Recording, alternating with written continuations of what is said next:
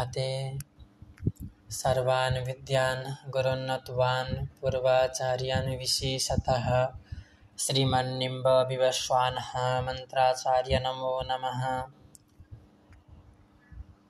इष्टदेवेभ्यो नमः। इष्टदेवीभ्यो नमः। सर्वेभ्यो देवीभ्यो नमः। सर्वेभ्यो ब्राह्मणेभ्यो नमः। पूर्वाचार्यहरूलाई र वैदिक आचार्यहरूलाई र सम्पूर्ण गुरुहरू आस्थावान व्यक्तिहरूलाई यथोचित नमनको सानो अंश। जय श्री राधेश्याम। आज सरल र सहज भाषामा पञ्चगव्य निर्माण विधिलाई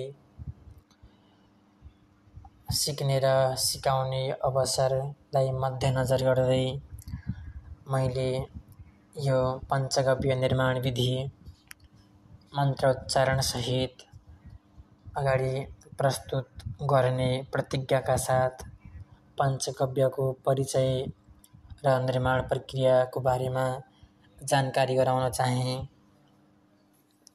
यो भिडियो कर्मकाण्डप्रति आस्था भएका व्यक्तिहरूका लागि र संस्कृत पढ्ने र संस्कृत नपढ्नेहरूका लागि पनि अत्यन्तै उपयोगी रहनेछ।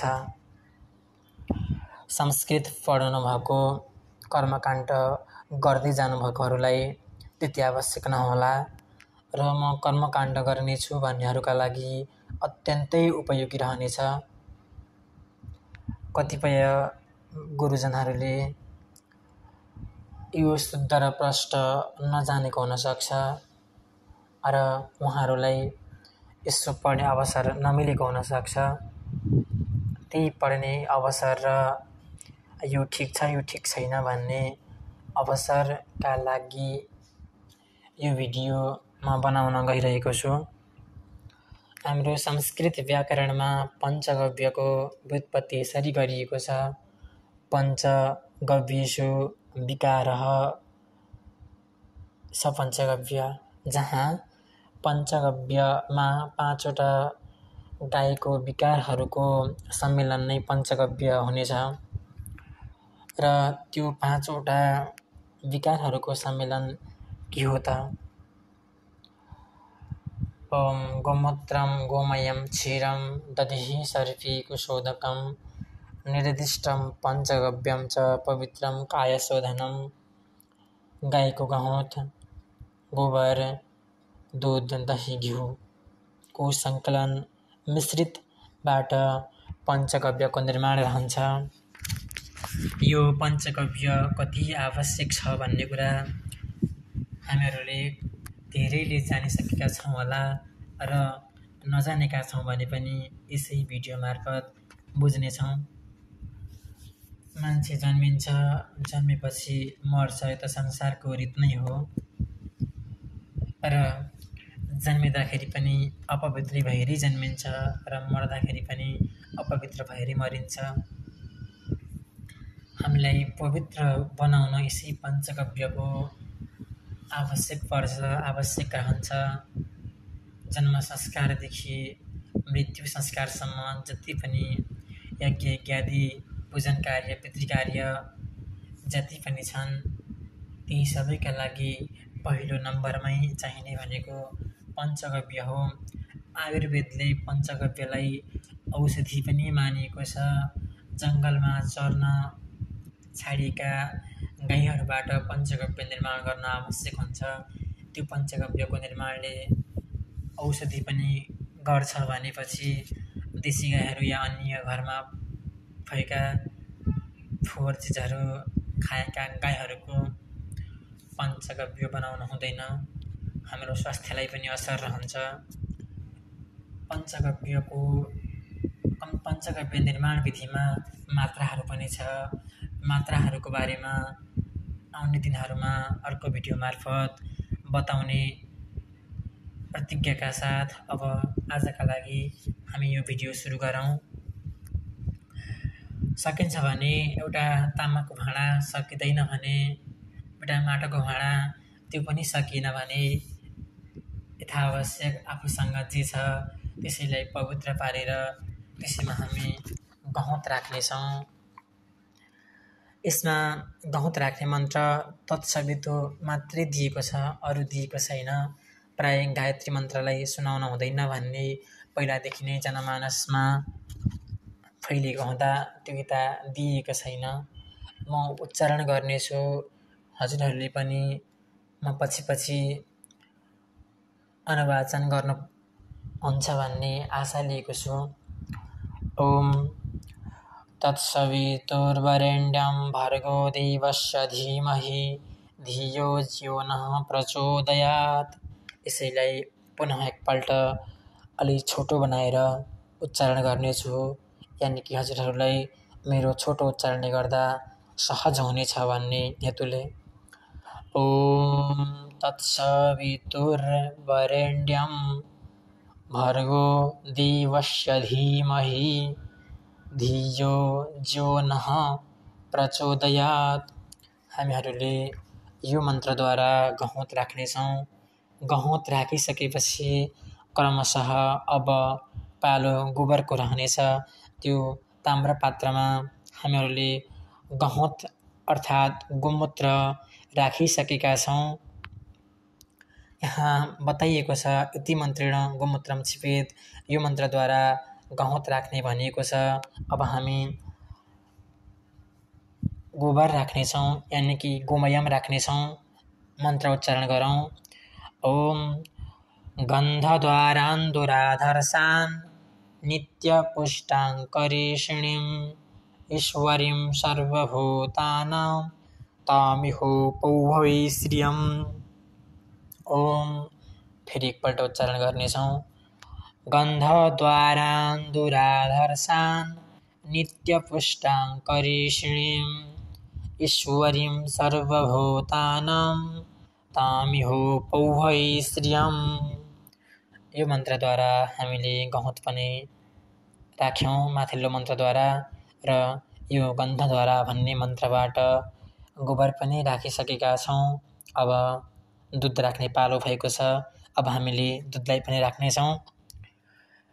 दुध राख्ने मन्त्र एउटा पयः पृथिव्यां पय ओखदिखो पयो दिव्यान्तरिक्षे पयोधाः पयसति वृद्धिशः सन्तु मह्यम्।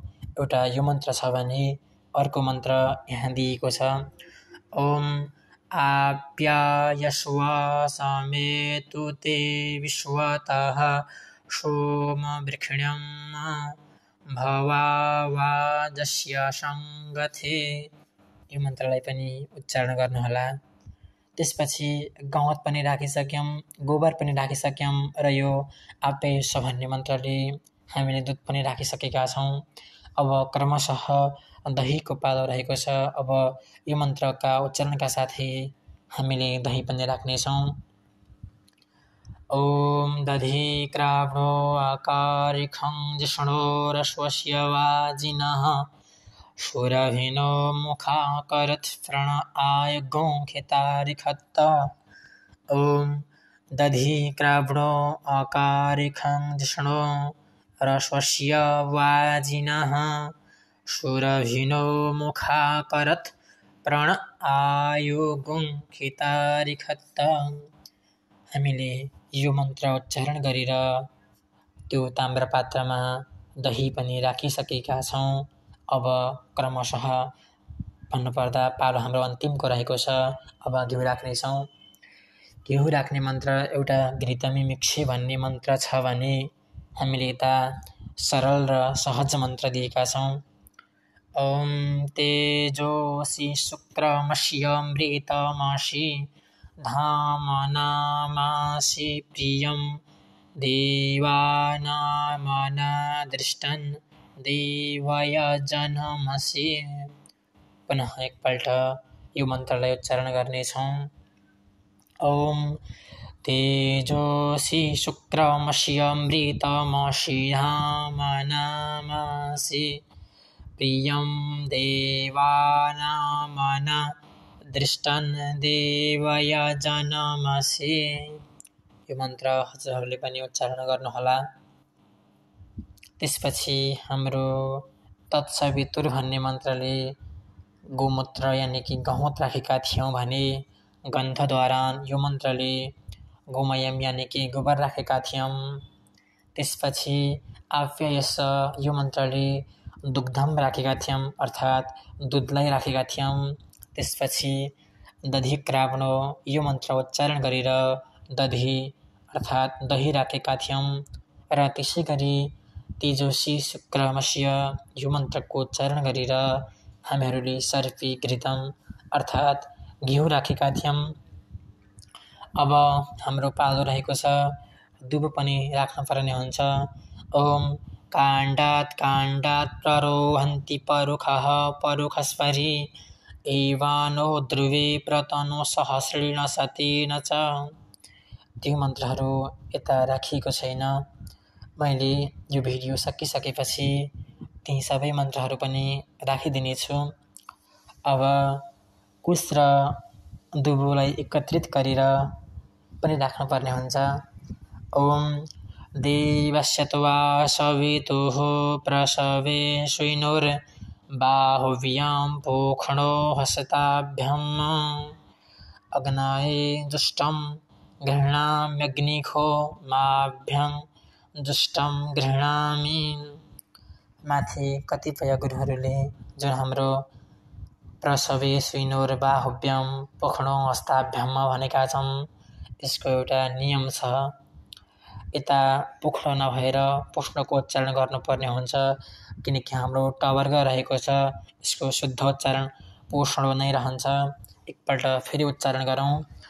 ओम देवस्य त्वा सवितुः प्रसवे श्विनोर्बाहुव्यां पोषणो हस्ताभ्याम् अग्नये जुष्टं गृह्णाम्यग्निखो माभ्यां जुष्टं गृह्णामि। यो मन्त्रले हामीहरूले ती सबैलाई मिसाउनेछौँ चलाउनेछौँ।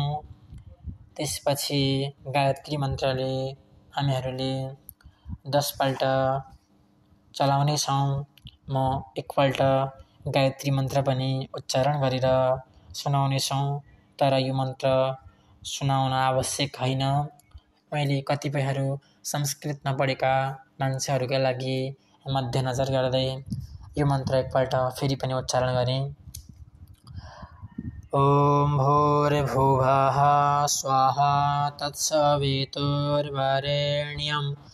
भर्गो देवस्य धीमहि धियो जो नः प्रचोदयात्।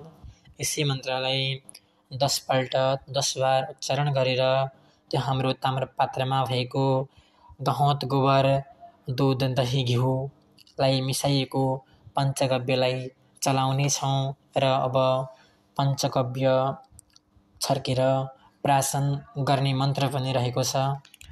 ओम यत्त्वगस्थिगतं पापं देहे तिष्ठति मामके प्राशनात् पञ्चगव्यस्य दहत्वग्निरिवेन्धनं। यो यदि आफूले ग्रहण गर्नुपर्ने छ भने यत्त्वगस्थिगतं पापं देहे तिष्ठति मामके प्राशनात् पञ्चगव्यस्य दहत्वग्निरिवेन्धनं। मामके हुन्छ भने यदि ती पञ्चगव्यलाई हामीले अर्कालाई दिनुपर्ने छ भने तावकीलाई उच्चारण गर्नुपर्ने हुन्छ अनि मन्त्रको औचित्य मन्त्र सिद्धि रहनेछ। ओम यत्त्वगस्थिगतं पापं देहे तिष्ठति मामके प्राशनात् पञ्चगव्यस्य दहत्वग्निरिवेन्धनम् इति पञ्चगव्य विधिः। आजको यो पञ्चगव्य निर्माण विधि सरल र सहज पद्धति यहाँहरूलाई कस्तो लाग्यो यो प्रतिक्रिया दिनुहुन्छ भन्ने मैले आशा लिएको छु। यदि हजुरहरूलाई यस्तै कर्मकाण्ड सम्बन्धी कर्मकाण्डीय सम्पूर्ण कर्महरू र ज्योतिष शास्त्र सम्बन्धी सम्पूर्ण कार्यहरू त्यस्तै छन्दशास्त्र नेपाली कविता संस्कृत कविता नेपाली व्याकरण संस्कृत व्याकरण सम्बन्धी केहीमा जानकारी गर्छु भन्ने यदि यहाँहरूलाई छ भने कमेन्ट गर्न नबिर्सिनुहोला। साथै हाम्रो यो च्यानललाई पनि सब्सक्राइब गर्न नबिर्सिनुहोला।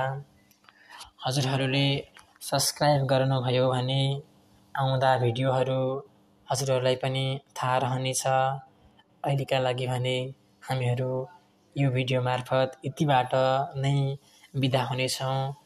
आउने भिडियोहरूमा हामीहरू पक्कै भेट्ने नै छौँ।